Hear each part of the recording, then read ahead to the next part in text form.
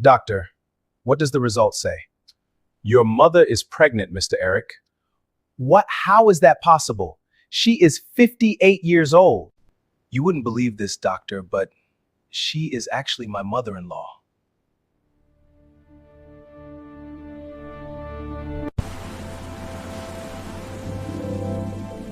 It still feels like a dream, but this is my story, and every word is true. I crossed a line no man ever should cross. I fell into a forbidden affair with my mother-in-law. But this is only the beginning of the story. I'm 34 years old, married for 6 years to my beautiful wife, Aline. Aline works in banking in Kigali. She leaves home at 6 a.m. and returns at 10 p.m. Have a wonderful day at work, my love. Thank you, baby. I will talk to you later. All right, bye. Bye. Aline was one of 2 children, and her mother, Mama Grace, was 58. She was a widow who lives in a quiet detached house close by in Remera. I worked remotely from home, and though my wife was a very busy career woman, we found time to talk sometimes during the day. Most nights, I waited for her return, the quiet hum of the house keeping me company. We'd sit across from each other, sharing dinner and laughter. Our marriage looked flawless. But then, in the silence of those lonely nights, something inside me began to unravel, the emptiness growing louder than my own thoughts, slowly breaking me from within. But I never would have imagined that my mother-in-law was ever going to be in the picture. One evening she complained about hot flashes. Eric, the fan is on full, but I'm still sweating like I've run up Mount Kigali. I listened, and for the first time in years, someone listened back. Welcome, Eric. How are you doing? I'm doing great, thank you. I went to her house to fix it. But somewhere between the humming fan and heat-soaked silence, I realized it wasn't just the fan that needed fixing. It was the loneliness pressing in on both of us. She also told me a little about her life, her late husband, the ups and downs of her career, and the quiet path that had brought her to where she was. I returned home after breakfast, but from that day on, we spoke more often. She would call to ask how my day was going, with the conversation stretching a little longer each time. I also started visiting more often. She even told me things she never told Aline, her daughter. How her late husband used to mistreat her, and how lonely she'd been. We became very close, and spent time together most nights. None of this was planned. It just unfolded on its own, and for 6 unforgettable months, she became my world. Soon after, our bond deepened into an intimacy that was hard to describe. And in those moments, I felt as if she was filling the void on behalf of her career daughter. In contrast to my wife, Mama Grace prepares my favorite meal whenever I am around. She became a perfect replacement for her daughter. While Aline was always busy and distracted with meetings and late-night reports, her mother paid attention to everything. She was now my soulmate and confidant. Hey, baby. How are you doing? I'm good, thanks. What about you? Are you on your way home? Not yet. I'm still at work. I need to finish up a report before I can leave. You've been working late a lot lately. Yeah. It's been a busy week. I just need to get this done. Don't stress yourself too much. I won't. I'll try to wrap up soon. Okay, I'll be here. Hey, come to bed. You've had a long day. You need the rest. I know, baby. I'll be there soon. I just need to send this report to the GM tonight. You've been saying soon for the past hour. I'm almost done, I promise. Just a few more minutes. All right, don't take too long. I'll be waiting.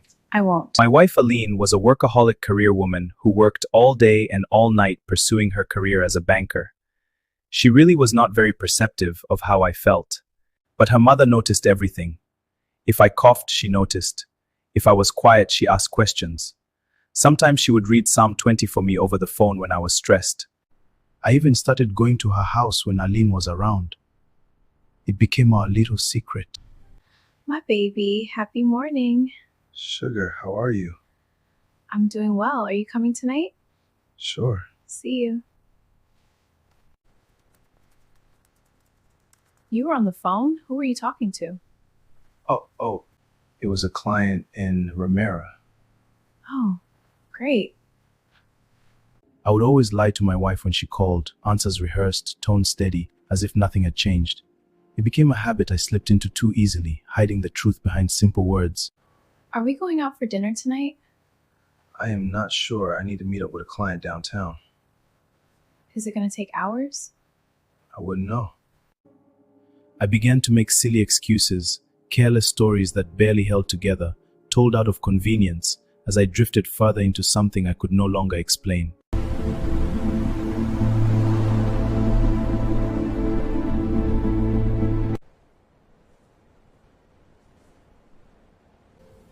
This place is lovely. I'm so glad we came.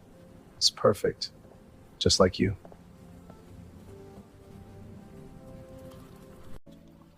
Thank you. It looks wonderful. You're very welcome. Enjoy. Excuse me, could we see the dessert menu? Of course. I'll bring it right over. Great. Thank you. I want to always be with you. Me too. How is Aline? You mean your daughter? She is fine. I know. You are a good man. Cheers. I spent time out with her mother. We went to dinners, karaoke nights, and evening drives together. We loved each other. Hi, Eric. How are you doing? I'm fine, baby. Are you at home? No, baby. I'm meeting up with a client.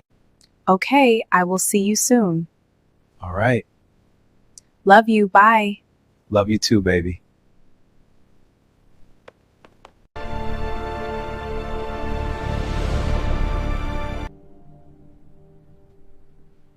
Hello, Eric. I'm feeling unwell. How do you feel? You got a headache or fever? Both. And I feel strange. I will be there soon. All right. Thank you. Then one day she started feeling strange. She said her stomach was getting bigger, but she thought it was just weight gain or maybe fibroids. She complained of nausea, dizziness, and constant tiredness.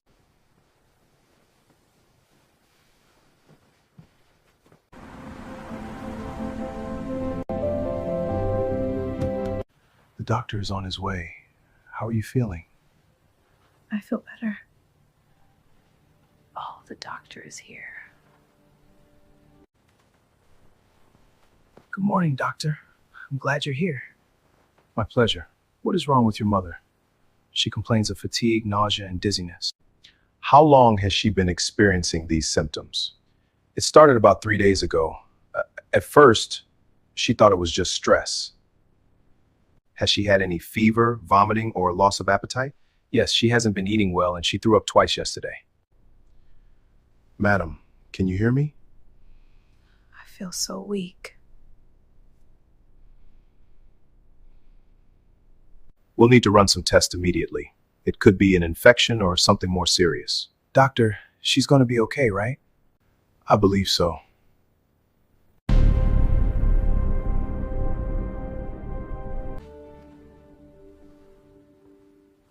Welcome, Mr. Eric. Thank you, doctor. Doctor, what does the result say? Your mother is pregnant, Mr. Eric. What? How is that possible? She is 58 years old. I understand your shock. It's rare, but not impossible. No, that can't be right. There has to be a mistake. Run the test again. We already did. Twice. The results are consistent. At her age? How could she even survive this? Pregnancy at 58 falls under high-risk condition. Her body has already gone through menopause. So is this some kind of miracle? There are only a few explanations. Is she in danger? Yes, at her age, complications are higher, including risk to her life. You wouldn't believe this, doctor, but she is actually my mother-in-law.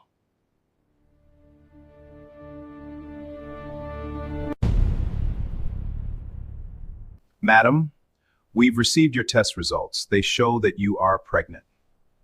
I understand this may come as a shock, especially at your age.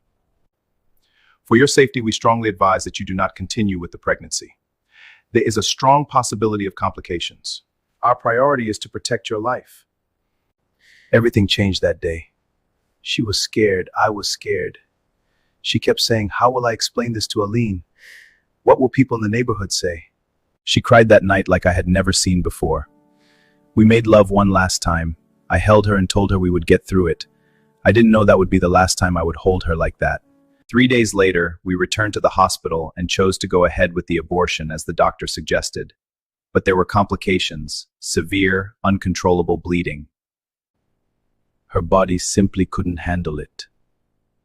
Everything didn't go as planned. She was gone, just like that.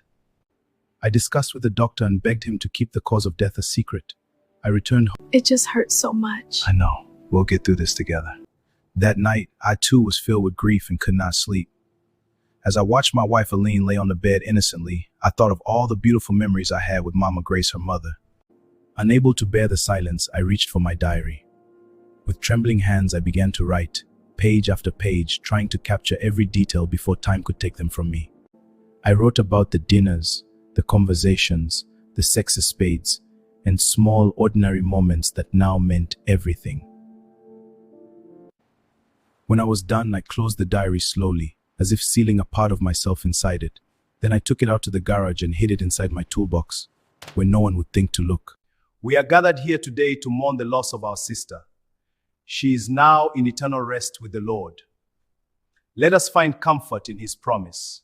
May we all rise as we move in procession to her residence for interment.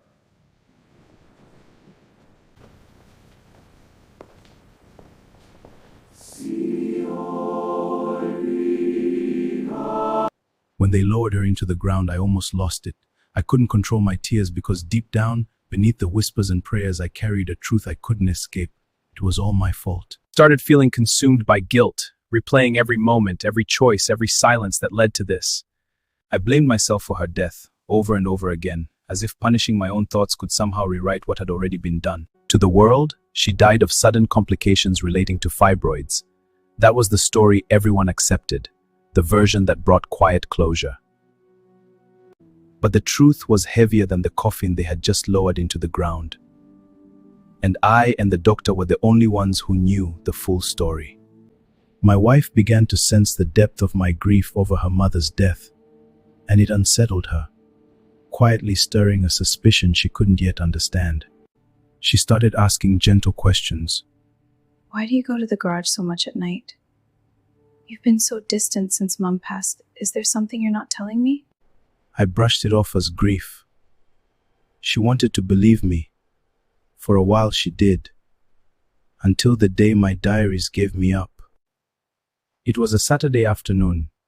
Aline had decided to surprise me by finally arranging the garage, something I'd been putting off for months.